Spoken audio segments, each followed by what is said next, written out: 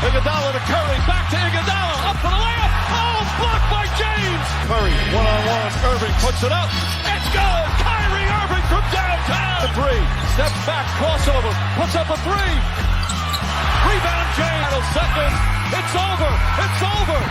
Cleveland is the city of champions once again. The Cavaliers are NBA champions. Cleveland!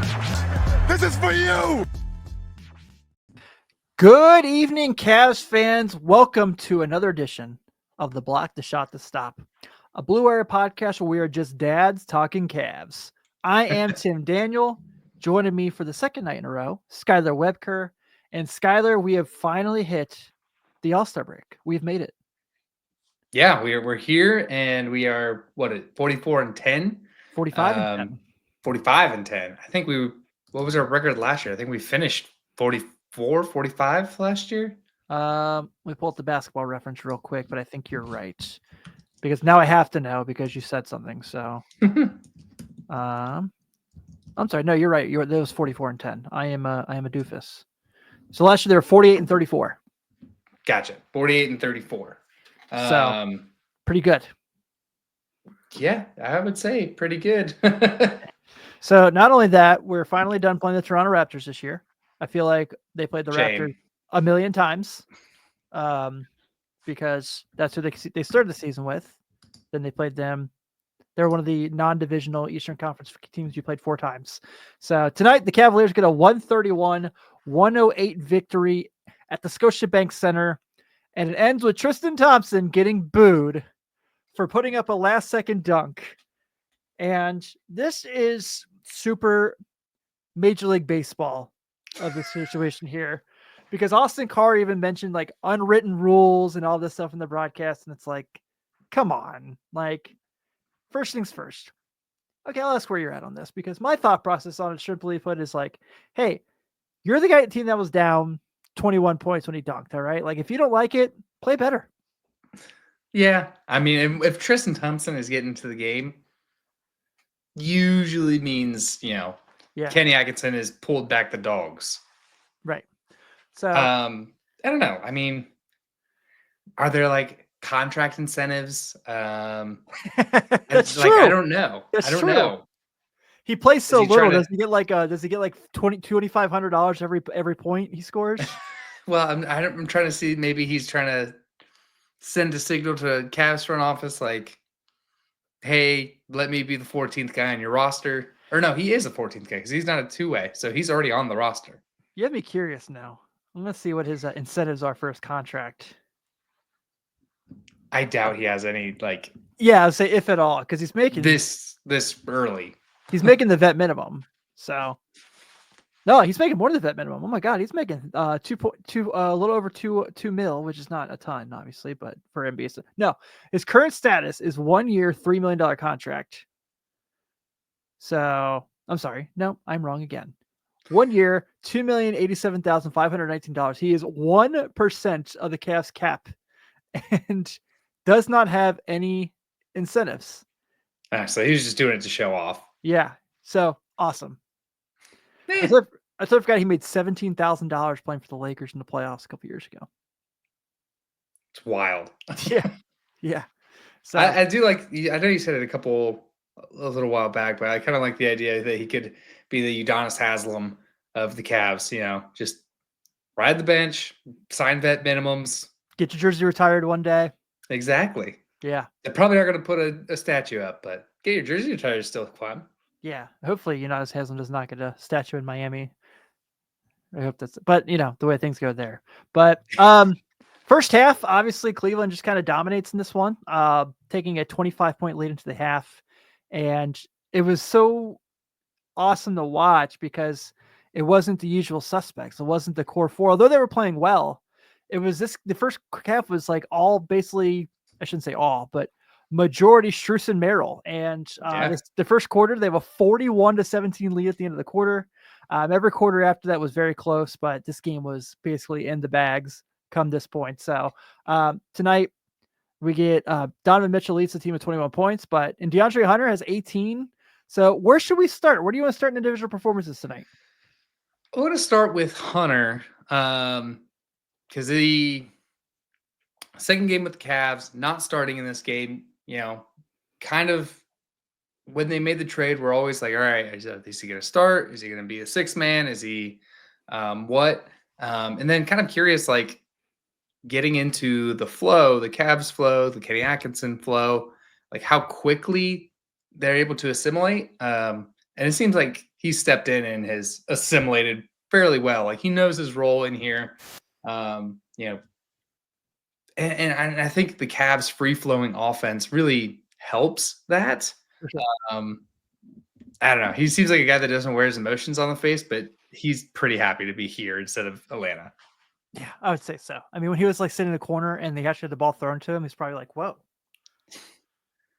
The ball thrown to him, and it's not like a last second. Yeah, there's not 4 seconds left in the shot clock, and then the ball goes to his hands. Right. Oh god, we're gonna get all the Trae Young people mad at us. Oh, I know. Yeah. How do you pad assists? And it's like, well, you hold the ball until there's 2 seconds left, and then you just huck it to somebody and hope that they make it. I always make this joke about Rajon Rondo, where I always believe that Rajon Rondo counted assists in his head during a game. So he would like dish it, and someone would score like 1, 2, and I think Trae Young does the same thing. Yeah, he absolutely does. But yeah, your point about Hunter. What was really nice about it was that it was like he just went off in the second half. Like he was really, really awesome in the second half, as this game was like significantly closer the rest of the way after the first quarter by quarter. But the Cavs obviously had taken care of business at that point. But 18 points, 5 rebounds tonight, 4 of 9 from 3. You kind of mentioned the ability to be in this free flowing offense where everything kind of comes a little easier. The ball's not stopped. And it's just consistently moving, and he fits so well with that. And you saw it tonight. I mean, he was also moving the ball really well. I know he didn't have a ton of assists by any means, but I thought tonight, was awesome. The only thing that's disappointing about the All-Star break is that he doesn't have a lot more time to kind of be comfortable before they start playing again late next week. But yeah, overall, first 2 games, very happy with this performance so far. I agree. I mean, I think the All-Star, the scheduling for the deadline and the All-Star games feels super weird. I kind of agree with what Steve Kerr said last week. What did he say? I missed it. He said the trade deadline should be during the All-Star break. Oh, that'd be fun. Yeah. I feel like that would make the All-Star game and everything a little more exciting. Like when Boogie got traded to New Orleans and the All-Star game was in New Orleans and got traded during the All-Star game. Yeah, I remember that. Was told during the press conference, he was like, man, New Orleans is great. I love it here. And they're like, well, we'll enjoy it. Don't come back to Sacramento. Yeah, that's when he was with the Kings. So yeah, I don't know. Like the offense feels so good because it's not any player centric at all. Mm-hmm. These guys, it feels like these guys know, like, there's so much confidence, not only with Kenny and the coaching staff, but like the fellow teammates of like, not just Donovan Mitchell has to score, not just Darius Garland has to score, not just Evan Mobley has to score. Like anybody on this team is able to contribute and in any sense. It's not like the old days of LeBron or even Kyrie, or you see around the league where it's like such a Denver's a great example where it's like the entire offense is centered around one player, right? And that's not what Kenny has instilled in these guys. And I mean, they look impossible to beat whenever they're playing like this. Granted, it's Toronto. Sure. But I mean, like I say, every time we bring up who the opponent is, their jersey also has an NBA patch on it. So absolutely. Yeah. Play the games that you're scheduled. Right. You can't control that part. So yeah, man, I thought today was really, really nice from Hunter. Really want to give him a shout out there. Mobley and Allen today, both huge, both double doubles. Mobley 12 and 15, Allen 13 and 10. And then they both combined for 8 assists and 4 blocks. Great game for them. But Skylar, here's what the most important part of this conversation is. Jared Allen shot a 3 tonight. He did. We've only seen that one other time this season. And it was in another, blowout fashion. So That was awesome. Mobley tonight, 4 offensive rebounds. Did have 5 fouls, but he was just being a little aggressive. Nothing wrong with that. Yeah, nothing. And Toronto, though their record doesn't show it, they are playing for pride. I do think that they should be in the Cooper Flag race. But I'm they really mad I didn't patent capture the flag because I've heard it on like 4 podcasts now. yeah, I think Bill Simmons took it too. Yeah, sure. But I mean, it's a team that got quickly, which a good NBA player. They traded for Brandon Ingram and then inked him to an extension. So it's a team that seems like they have a direction, but their direction for the rest of this season should be tank and tank hard. Yes, absolutely. So right now, they have the 5th best odds. I'm sorry, they have the 5th best odds from the number 1 overall pick according to Tankathon. So we know with the lottery, anything can happen there. But so those 2 guys did their thing, obviously there as well. Dude, let's talk about Sam Merrill real quick for a second, because I know we're kind of going through this, but I got to make mention. So February has been very good to Sam. He has been really, really good so far this month. I know he's had a couple single-digit scoring games, but the shooting has been awesome. He's been consistent. Tonight was terrific. Really, was probably, you can make the case, was probably the best player on the team tonight.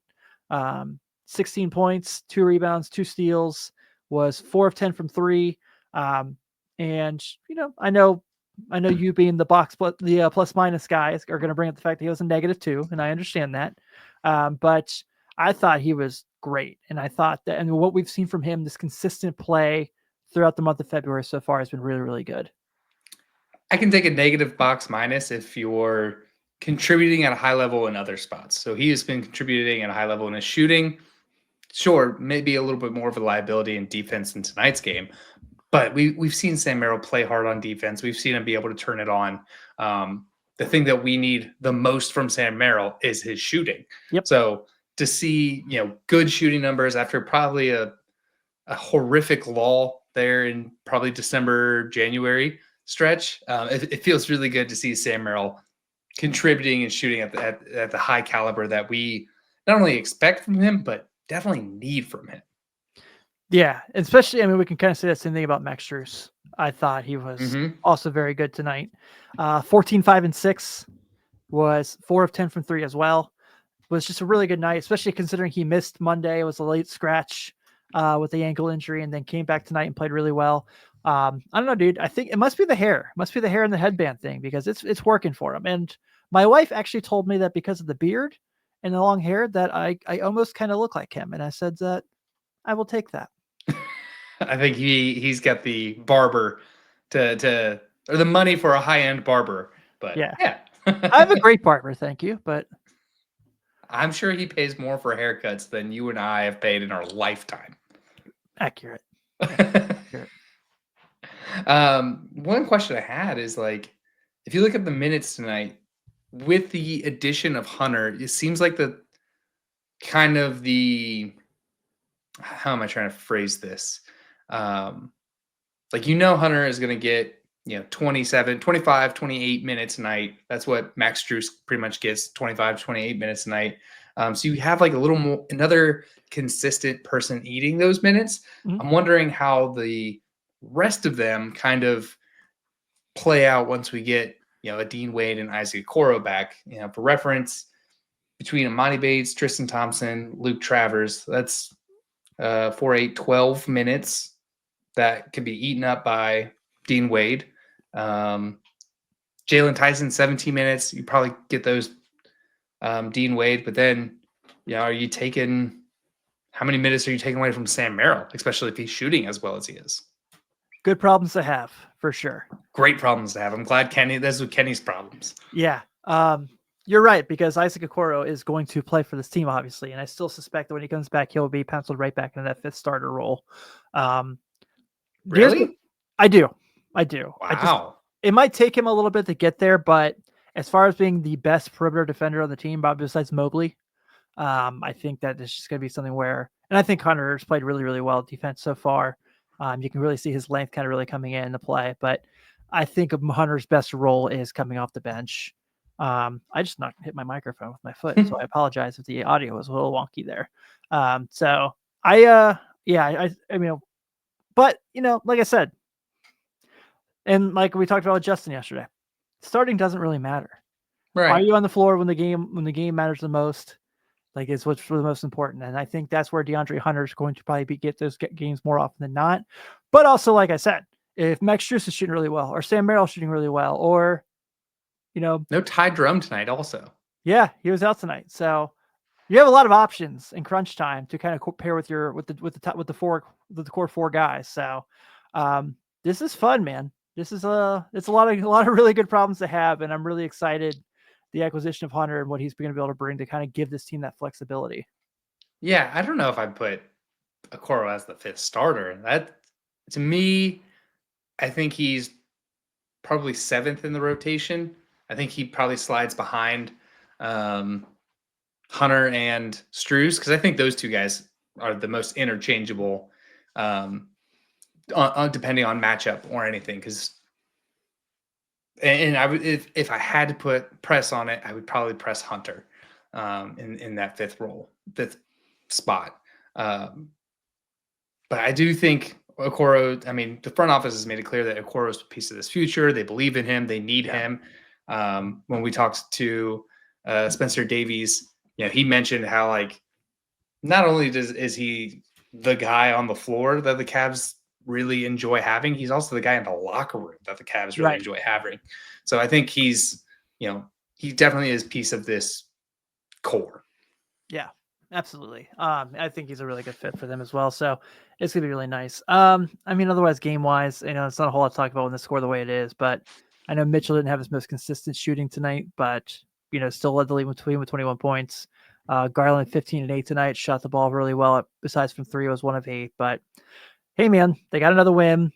They got 44 of them things going into the All-Star break. 44 and 10, pretty wild. I know we talked, and Kevin's been a big proponent of this, but like, at what point of the season do you have to be ahead of Boston with a large enough gap for them to just kind of, take their foot off the gas, rest some guys to accept that they're second seed and wave the white flag? Yeah, because they're going into the break 5 games up. Mm-hmm. 5? I thought it was 5.5. It's a 5.5. Did the Boston game go final tonight? Yep, 5.5. You're right. So regardless, I mean, a really nice cushion. And both teams are on a win streak right now too. So that plays a part in this. So I would probably say if they can get to that 7 to 8 range, especially because, I mean, let's be honest, there's 28 regular season games left. It's a hard to get 7 games up with 27 games left. Yeah, but that's really just a 1.5 game difference at this point from where we're at. So yeah. I mean, yes, it is. When on with Kevin, we kind of took a look at what they're coming out of the break to, and it's kind of a gauntlet for the remaining part of the games. Brooklyn, Knicks, Memphis, you Magic. Can't say it's a gauntlet and start with Brooklyn. That's like out of that. That's level 1. Yeah, you get a welcome back game in Brooklyn, but then you get the Knicks, Grizzlies, Magic, Boston. Yeah, that's not fun. I think it's more likely they win all those games than they lose all those games. Not saying they will win or lose them all, but obviously that you have the competition, but you know who you are at this point, man, right? Like, things aren't going to change after the All-Star break. You're 54 games in, you've lost 10. You probably are likely to lose about 5 or 6 more at the current pace you're at. And by the way, if you go 65 and 17, it's still a pretty incredible regular season. So yeah, there's a lot to like about where they're at. I love when they play these tough games because I feel like they play really well in them. I mean, I know they had this stretch we talked about recently between the Oklahoma City games and the Houston games, but I think they're going to bounce back just fine, and I think they're going to be ready to go. And bringing bringing Hunter in to grow with the group they already have, I don't have concerns about that part. Yeah, I think if you really look at it, the only game of those games that we lost that felt unwinnable was that second Oklahoma City game. Yeah. All the rest of them felt winnable. And, they came down to, fluky things that don't happen, like Darius Garland choking at the line at the end of a game. That stuff's not going to happen very often. Right. So I agree. I think they play really well against these teams. And as we've been harping on all season, they play really well against these teams while still keeping everyone's minutes low, which is not the case the other way around. Boston usually puts a 40 on Tatum and Brown whenever we play them. Yeah, exactly. So I'm not necessarily worried about anything there. I think they're going to be just fine. What a year they've had so far, obviously. The fact that we're talking about a team with 10 losses at the All-Star break. What a year to start, as we keep saying to ourselves, of all years we could have picked to start a damn Cavs podcast. Hey, we couldn't have done better. Outside of maybe 2016. I've said before, like the 17 team is better than the 16 team. Yeah, but the 16 teams get a ring. It does, but it did not start pretty. No, it didn't. I remember that year. Yeah, it did not start pretty, though it ended up being pretty great. Yeah. All right, dude. So let's talk about a couple things here now. We're at the All-Star break. And so I pulled up my good friends over at FanDuel to discuss some wagering here on the skills competitions on Saturday. So, and I figured you might get a laugh out of these. So we'll start, of course, with the 3-point contest. Dame Lillard is the favorite to win at plus 360. Darius Garland has the second longest odds to win at plus 600. Really? So ahead of him, Buddy Hield at plus 480, Tyler Hero plus 550, Norman Powell plus 550, Jalen Brunson last at plus 750. Plus 600 for Garland is really nice value. I think I might take that. To win? Yeah. I mean, I think I agree with the Dame Lillard piece. I don't know if I agree with any of those guys being ahead of Darius Garland this year. I'm sorry, I lied. So Cam Johnson plus 900, Cade Cunningham plus 1100. Totally forgot Cade Cunningham was in the 3-point contest. But so Garland's in the middle of the pack betting wise. Norman Powell's been pretty great. He's had a pretty awesome shooting year. Buddy Hield is literally statistically a top 3-point shooter of all time by makes and takes. So has one of the greatest 3-point regular season shootings of all ever. So, and then Tyler Hero, who's been really, really good this year, but I don't know. I don't really see. So I like Garland at, you put 10 down, win 60. Why not? Put 100 down, win 600. Come on. I got a family, buddy. Yeah, I don't know. I think I would put money on it. I mean, yes, Buddy Hield has the career, behind him, but I don't know if he's having a better. I don't know if anybody's really having a better offensive season than Darius Garland right now. Yeah. Being a 50-40-90 guy. I mean, I agree. Come on. I agree. First round over 23.5 plus 102, under 23.5 minus 136. So he's definitely making it past the first round. Yeah. 23.5. I mean, I think you could build a parlay just on him winning. Like make it past the first round, make it past second round. Yep. Come on. You sure can. Really multiply your money there. So obviously the dunk contest, Cavs don't have anyone, but it's Matt McClung as the odds-on favorite at minus 220. Modest Buzelis plus 650. Andre Jackson Jr. plus 650. Stephon Castle plus 800. 2 UConn guys in this. Interesting. I'm not gonna lie to you, Skylar. I'm gonna go with my guy Modest Buzelis in this one. I'm feeling the Rook winning the dunk contest. What happened to the dunk contest, man? Dude. Seriously. Okay, I talked about this with a buddy today in a group text. This is the only reason Matt McClung is famous at this point. Like, we're so far removed from his Georgetown and Texas Tech career, and he's literally played 5 NBA games. Like, literally, for 3 different teams, mind you. The Lakers, the Bulls, and the Magic. Yeah. He just spends and he's with the Sixers too. And he's just kind of like always in the G League. I am so sick of Matt McClung. I'm so sick of him because he's not an NBA player. Like, I understand that Derrick Jones Jr. when he was on a 2-way with Phoenix, one of his first few years, got in the dunk contest and almost won. But he was an NBA player. He was just in the G League. Like Mac McClung is not an NBA player, so we need to quit rewarding him like he is one. I just don't get it, dude. Like, I understand the players might not want to do it because it is a kind of a taxing event, especially players that are in contention.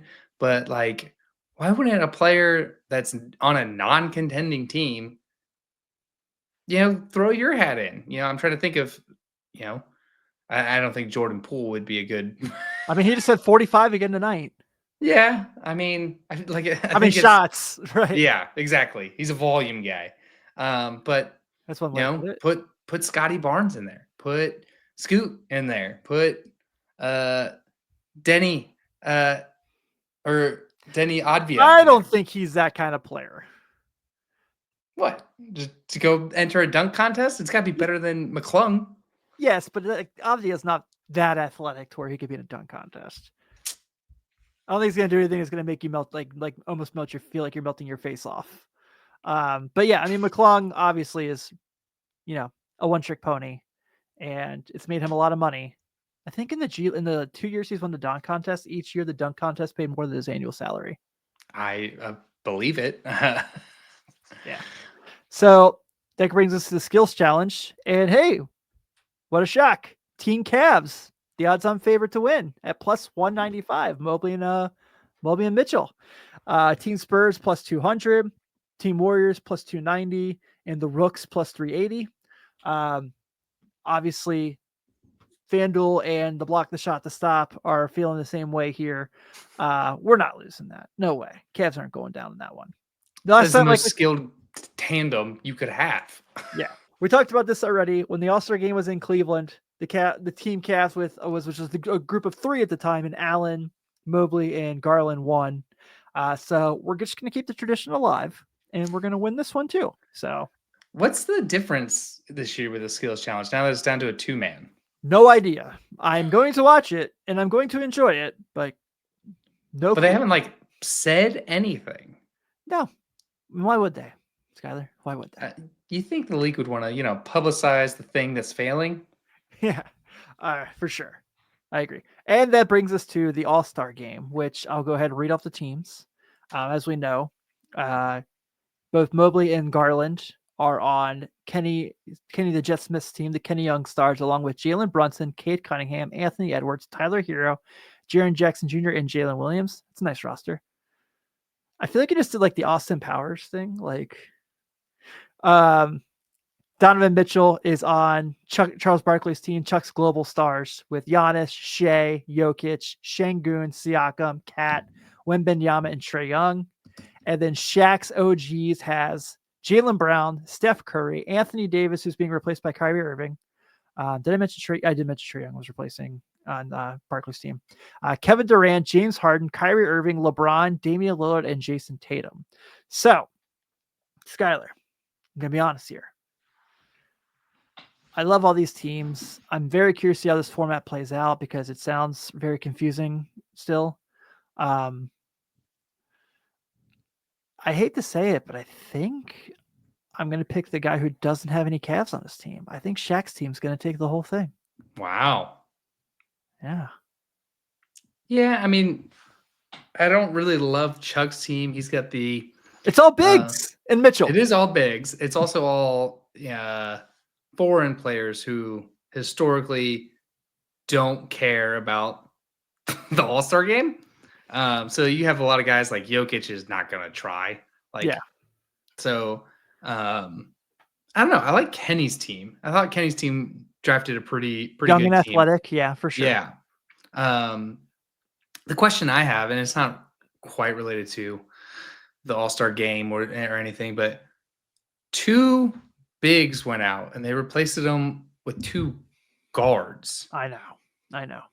I don't get it because if 2 bigs went out, you'd replace them with bigs, and that would open the doorway for Jared Allen getting in.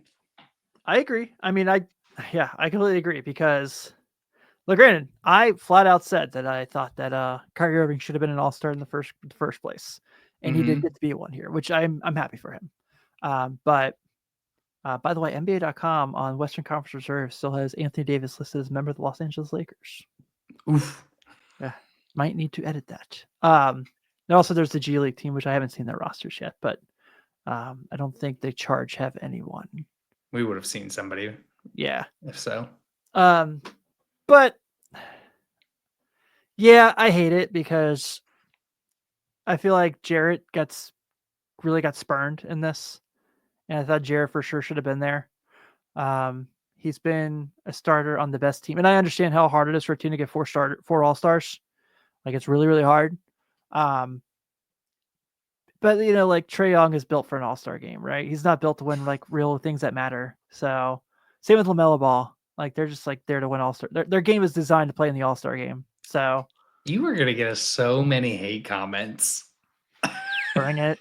Actually, you're not wrong, though. The comments have been very nice of late. They've been very, very kind. I've really appreciated it. We had one the other day that went back and found like the second Thunder game, and they were like, "You guys are legit. You guys know what you're talking about. I don't know how you don't get more views." And I was like, "My man, I appreciate you." Nice. I missed that one. Yeah.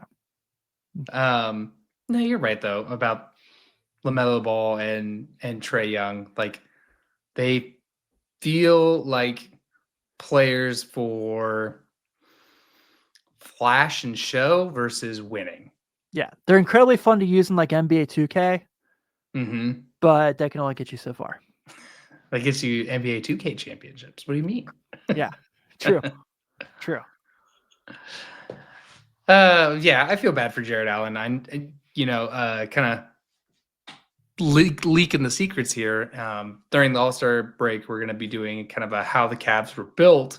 And I have kind of a long piece on Jared Allen and in that sense, more overdoing the trade, but also just talking about, like, to me, when they got Jared Allen was really when this team started to go. Yep, for sure. Like, he's the bedrock of the core. And you want to see him get his flowers. You want to see him get the things that he's deserved and earned. And it sucks. It does suck, man, because I do think he should have been there. I do think he'll be there next year. I think he's going to use this as a little bit of a chip on his shoulder. I hope so. I mean, he's like the nicest human being alive in basketball. He is such a nice guy. And that's the other thing I wanted to point out with tonight's game. It seems like these guys, like, even in blowouts, like, these guys are all cheering. Like, when Imani Bates hit a 3, they get Darius Garland and Donovan Mitchell are jumping off their seats on the bench, like, cheering the guy on. Yeah. The Tristan Thompson, the first dunk, not the one that set everybody off, but when he got in, everybody's hopping. Donovan Mitchell was getting dunks, and Jared Allen's like just big old cheesing up there, like, these guys are just having legitimate fun and seem like they just legitimately like each other. Yeah, man, it's a lot of fun to watch. It's a great team to watch on a nightly basis. So what are you gonna do with your time off besides we got the one show we're gonna do? But other than that, I mean, what are you gonna do in your free time? Probably be a dad. Yeah.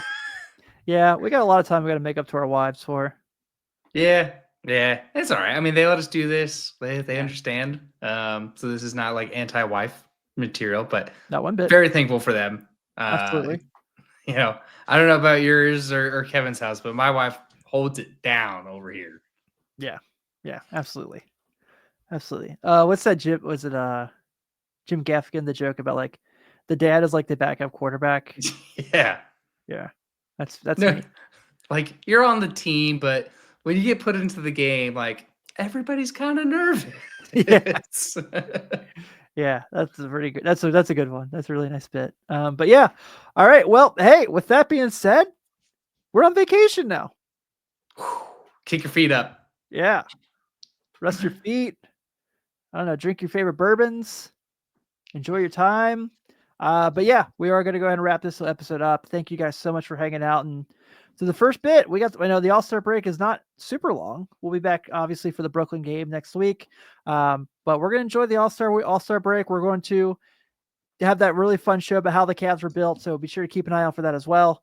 And then we're going to still be here trucking along. So on behalf of Skylar Webker and Kevin Lynch, this is Tim Daniel saying, have a good night, and we will see you all soon. Go Cavs.